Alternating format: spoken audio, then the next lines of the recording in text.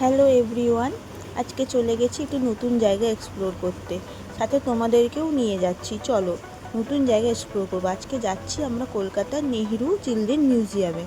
আবার চিলড্রেন ভেবো না যে শুধু বাচ্চারাই যেতে পারবে, মানে সবাই যেতে পারবে।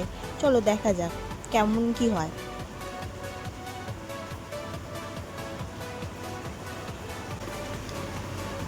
এসেই আমরা একটা টিকিট কেটে নিলাম। টিকিট কেটে এবার আমরা আস্তে আস্তে সিঁড়ি দিয়ে আস্তে আস্তে উপরে উঠলাম। উঠে চারিদিকটা ঘুরে দেখছি। চলো মিউজিয়ামের ভিতরে অনেক কিছু এক্সপ্লোর করলাম। আর খুব সুন্দরভাবে ডিসপ্লেতে সাজানোও রয়েছে। এক একটা দেশের এক একটা পুতুল দেখো কি সুন্দর করে সাজানো রয়েছে। বিভিন্ন দেশের পুতুল এখানে ভালো করে সংরক্ষণ করা হয়েছে। সব কিছুই খুব কেয়ারফুলিভাবে সাজানো, তাই জিনিসগুলো দেখতে আরও সুন্দর ও মুগ্ধকর লাগছে।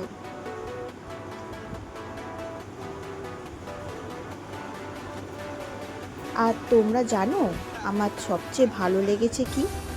একটা একটা ডিসপ্লে তাকিয়ে মনে হচ্ছে ছোটবেলার গল্পগুলো যেন চোখের সামনে আমার জীবন্ত হয়ে উঠছে।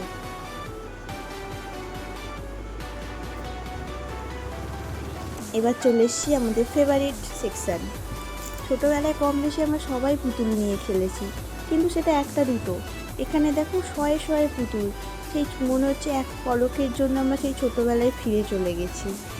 এই ব্যস্ততার লাইফ থেকে কেউ যদি স্ট্রেস ফ্রিভাবে মুক্ত কিছু খুঁজে পেতে চাও, একবার এখানে ভিজিট করতে পারো। যত রকমের টেনশন আছে দেখবে এক পলকে ভুলে যাবে। একটুখানি টাইম বের করে আমরা তো ছোটোবেলায় ফিরে যেতেই পারি, এইটুকুনি তো করতেই পারি আমরা।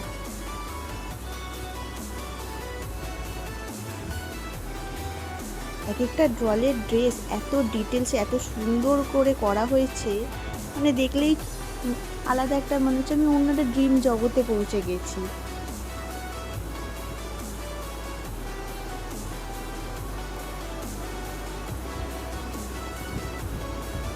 দেখো এই ডলটার সাজানোর ড্রেসটা কি সুন্দর, আমার খুব ভালো লেগেছে। আমি সেই জন্য আর একটু ভালো করে ডলটাকে ক্যামেরা বন্দি করলাম। যতটা পেরেছি তোমাদের জন্য আমি ক্যামেরা বন্দি করে নিয়েছি, যাতে আমার সাথে সাথে তোমরাও তোমাদের ছোটোবেলার পুতুল উপভোগ করতে পারো ছোটোবেলাটা। সেই জন্য আমিও একটু তোমাদের জন্য ক্যামেরা বন্দি করে নিয়ে আসলাম। ছোটোবেলায় আমরা কত বারবির কার্টুন দেখেছি, বারবি নিয়ে খেলা করেছি, এইগুলো সেইগুলো একটু তুলে ধরলাম। কত কিউট কিউট সব পুতুলগুলো।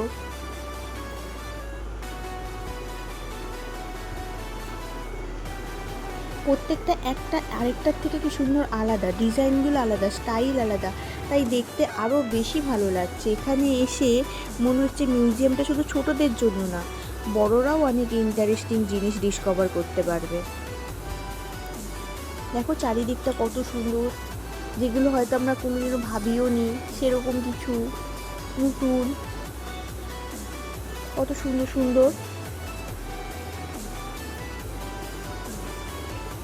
একবার হলেও তোমাদের বাড়ির ছোট ক্ষুদে সদস্যদেরকে একবার এই মিউজিয়ামে নিয়ে যাবে, তারা খুব মজা পাবে। তুমিও মজা পাবে, সাথে তারাও মজা পাবে।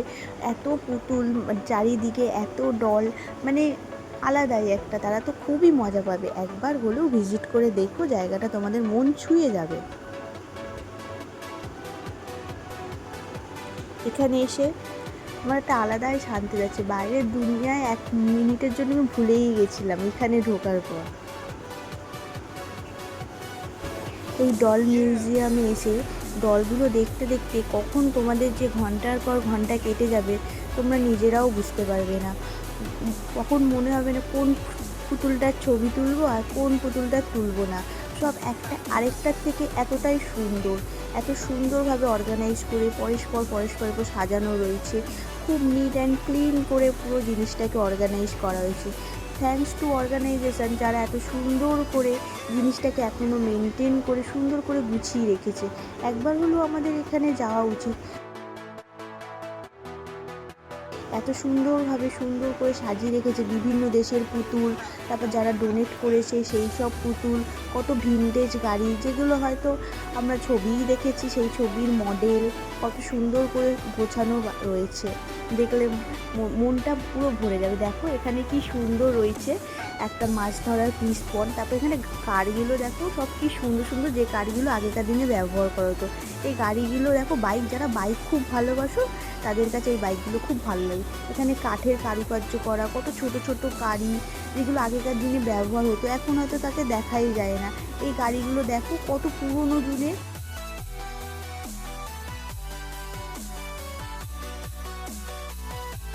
সুন্দর। দেখো কি সুন্দর করে ছোটো ছোটো পুতুলগুলো সাজানো, যেমন ছোট্ট পুতুলটা সবচেয়ে কিউট লেগেছে। গাড়িগুলো দেখো, দেখে মনে হচ্ছে গাড়িগুলো এক্ষুনি রেসিং কারে দিয়ে দেবো একটা জায়গায়, ওরা দৌড়ে বেড়াবে, এরকমটা ফিল হচ্ছে। এখানে কত কিউট কিউট পুতুল, এত সুন্দর লেগেছে জায়গাটা গিয়ে।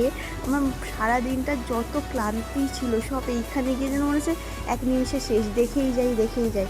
এই মিউজিয়ামটা 3টে ফ্লোরে রয়েছে, তোমরা 3টে ফ্লোরই দেখতে পারো, 3টে ফ্লোরই পুতুলে ভর্তি পুরো।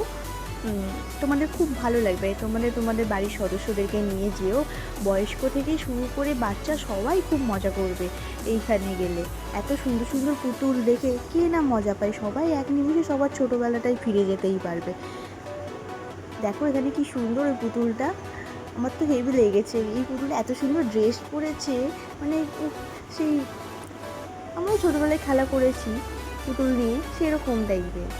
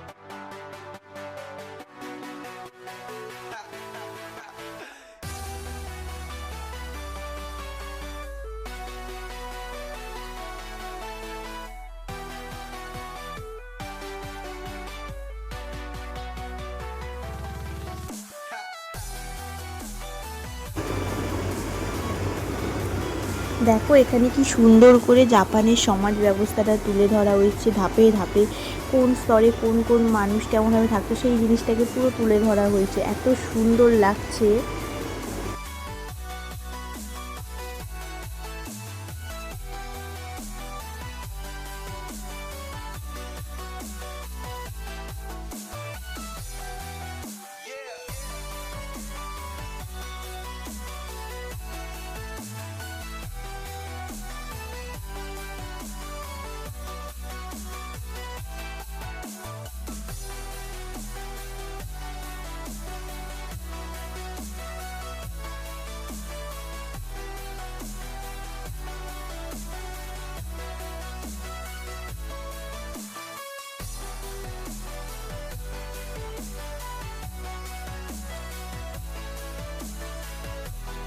এখনও অনেক কিছু দেখানো বাকি রয়েছে, তোমাদের যদি ভালো লেগে থাকে লাইক কমেন্ট সাবস্ক্রাইব করে দিও। পরবর্তী পর্বটা খুব তাড়াতাড়ি নিয়ে আসছি, তোমরা দেখো, লাইক করো, কমেন্ট করো যদি ভালো লেগে থাকে। আমাদের পাশে থেকো।